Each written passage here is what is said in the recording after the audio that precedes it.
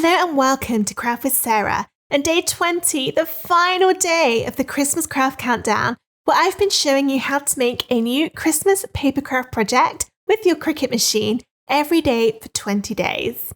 For today's final project, we're making this Santa Stop Here sign. You can personalize it with the name of your child along the bottom, and it's great for reassuring them that Santa is definitely going to find his way into your home on Christmas Eve, even if you don't have a chimney. The SVG is free to download for the next 24 hours. Let's find out how to get it. If you haven't already registered your free ticket for the Christmas Craft Countdown, go to craftwithsarah.com/CCC to do so. Once registered, check for an email from me with subject line Christmas Craft Countdown ticket information or any of the other emails from me that you've been sent throughout this countdown. Can't find them? Check your junk or spam box to see if they've gone there by mistake. These emails contain the link to view the countdown projects and download today's files. Scroll down the page to find today's project. Click the button to start the files automatically downloading to your computer or mobile device. Each download is only available for free for 24 hours after it goes live. If you have missed some, check out the Instant Access Bundle at craftwithsarah.com/CCC bundle, which gives immediate and ongoing access to all of the files from the Christmas Craft Countdown. All downloads come in zip folders. You need to unzip them before you can upload the files into Cricut Design Space. Once you've downloaded and unzipped the folder, it's time to get the file into Cricut Design Space. Open up Design Space and start a new project, and then go to Upload on the left, and then Upload Image. You can then either click Browse to find a file on your computer, or drag and drop it in. Make sure you choose the unzipped version of the folder, and then the file to use is the one which starts SVG in the file name. Click and drag that in, and it will appear like this with all the layers one on top of the other. Press Upload, and then once it's uploaded, click on it to get the green border, and then press Add to Canvas. It loads in at the correct size to cut, but of course you can resize it if you want to. One thing we need to do though is to add our name to the piece on the bottom. So I've clicked my design, and then I'll go into Ungroup to separate out all of the layers. This is quite small, so I'll zoom in to make it easier to see what I'm doing. There are two different ways you can add the name. You can either get your Cricut to draw it on with a pen, or you can get it to cut out the letter so that you can see the red of the background through the gap. I'll show you how to do both ways. So first, I'm going to duplicate this to make a copy, only because I'm going to show you two different methods. You don't need to do that. First, we'll do the draw version. So let's go into text, and I'll type out my name. Select the text with Control and A, and then go into the fonts drop-down. Untick the box which says Canned, and then under Filters, choose Writing. This shows you all of the fonts that the Cricut can write. If you want it to look like handwriting rather than bubble letters where it just goes around the edge, make sure you choose one of these thin fonts. I would try maybe that one, that looks pretty.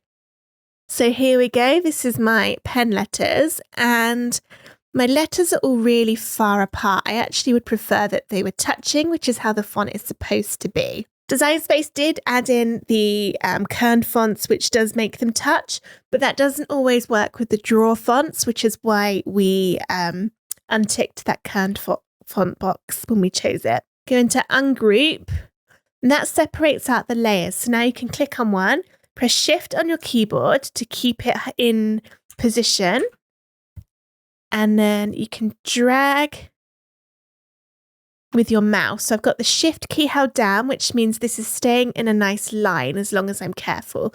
If I didn't have the Shift, you can see it moves a lot, which means your word's going to end up not lining up. But with the Shift, it does keep it into position a little bit better. And I'll do this just one at a time to get that connecting. You can zoom in even more if you want to.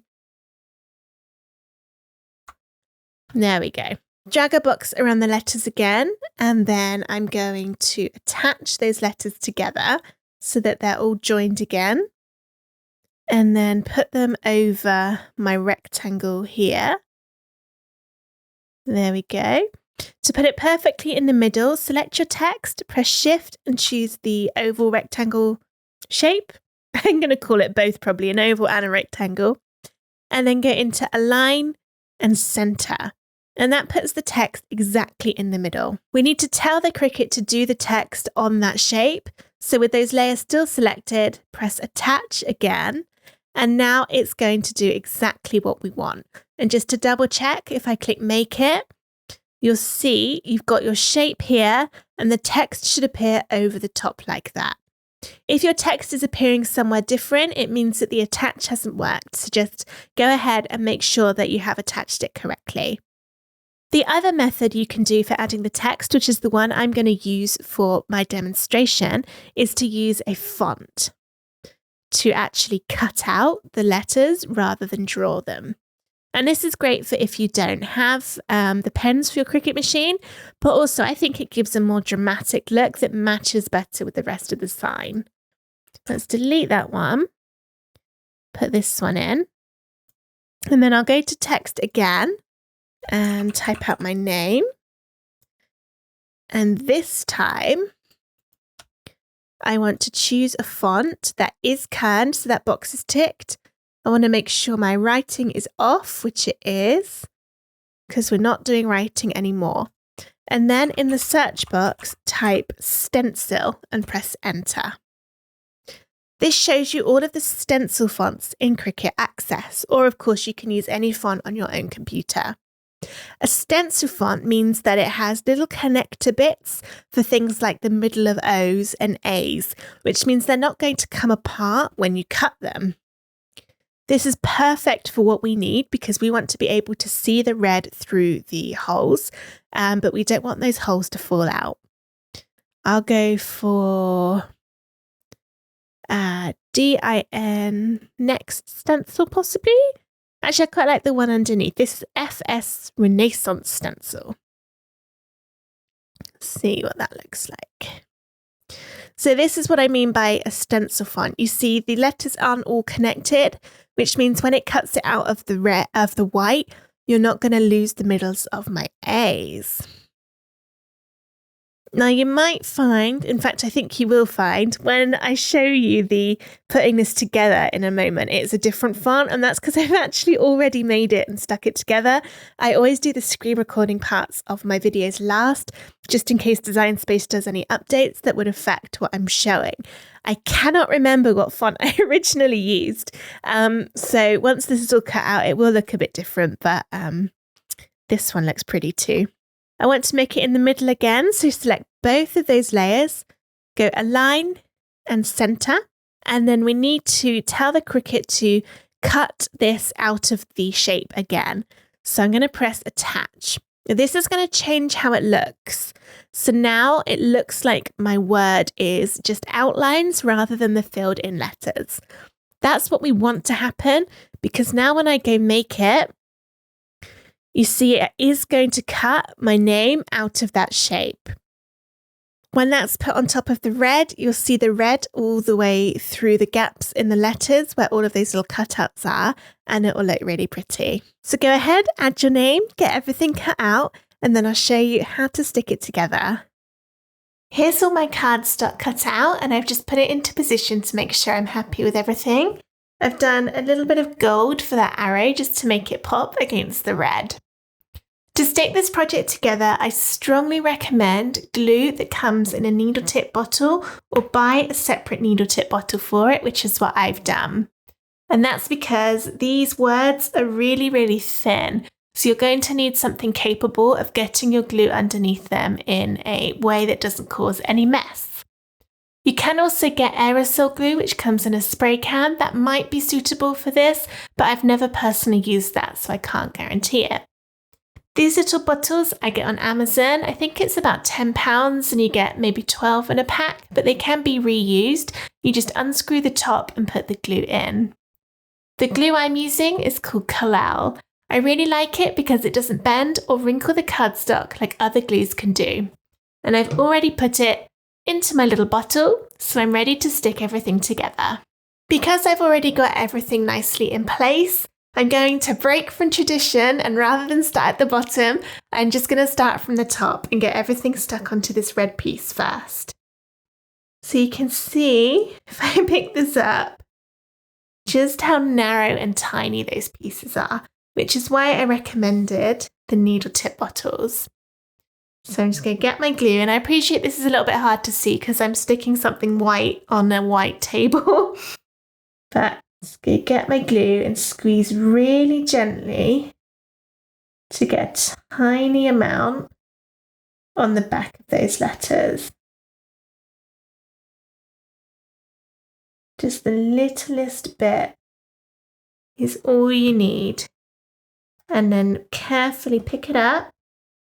You might want to use tweezers for this, but I don't get on well with tweezers. I always manage to drop it or bend it or just rip it, and it just doesn't go well. I'll put this into position. Isn't it supposed to go at an angle? I've just completely forgotten how this is supposed to go. I'm not sure if it was meant to overlap the stop here or not, but mine is, and it's fine. Okay, I'm tapping it ever so gently because I don't want the glue to smush out the edges and be visible on the red. Next, we've got the bottom pieces. I think I'll do my name first. Again, I'm going to use the glue for this. Goes right there, and try and get it in the middle. And then my arrow. Again, some glue on there. Try and put some glue in that end bit too.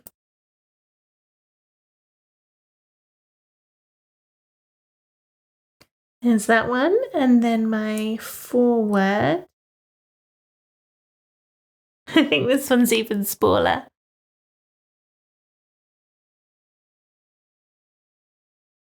And that's all of those front layers done. And now, when that's dry, I'm going to give it a little moment. We can stick this to the base. And for this, it's up to you. You can either glue it, or you can use some 3D foam pads to give it a teeny tiny bit of depth. It's probably more sturdy if you glue it.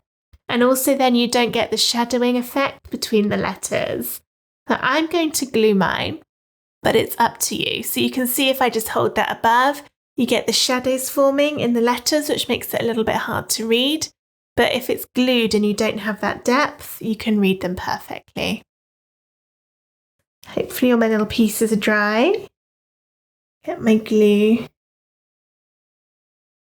around this. I like that it looks like the top of a candy cane with the stripes.